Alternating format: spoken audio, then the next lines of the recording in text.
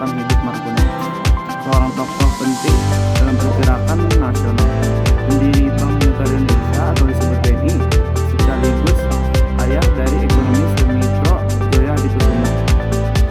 Baik, saya akan menceritakan isi dari buku Margono Joyo Hadikusumo.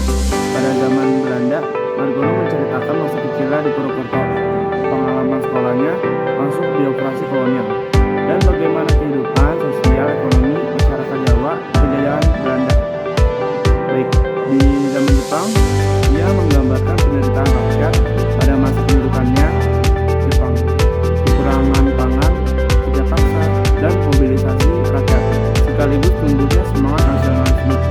Pada zaman kemerdekaan, Margono berperan dalam membangun negara yang baru merdeka, terutama sebagai pendiri dan ketua utama Bank Negara Indonesia atau disebut BNI, yang mengeluarkan Wayang Republik Indonesia disebut ORI.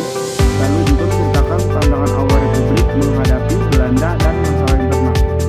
Buku ini memiliki kelebihan dan kelemahan.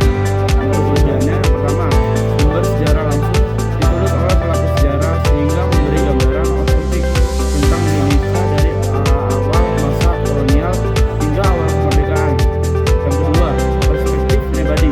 Memori ini memperlihatkan sisi manusiawi, pengalaman sehari-hari, dan refleksi tokoh, bukan sekedar tentang politik atau perang.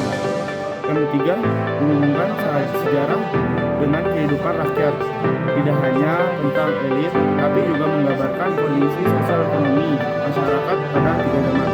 Yang keempat, bahasa sederhana, ditulis dengan gaya yang kultur yang relatif mudah dipahami, sehingga bisa dinikmati tidak hanya oleh sejarawan, tetapi juga pembaca umum. Yang kelima, inspiratif, kisah perjuangan dan pemikiran Margono memberi teladan tentang nasionalisme, sejarah, dan dedikasi bagi bangsa. Untuk kelemahannya, pertama, subjektif, sebagai muat isi buku sangat dipengaruhi sudut pandang pribadi Margono, sehingga mungkin kurang seimbang atau tidak lengkap.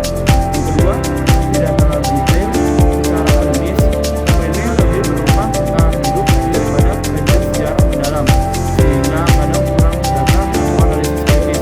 Yang ketiga, fokus pada pengalaman pribadi.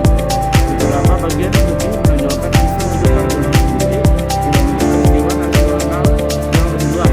Yang keempat, keterbatasan cakupan. Buku hanya mencakup tiga zaman besar yang dialami Margono, jadi ada aspek sejarah Indonesia lain yang tidak banyak yang dibahas.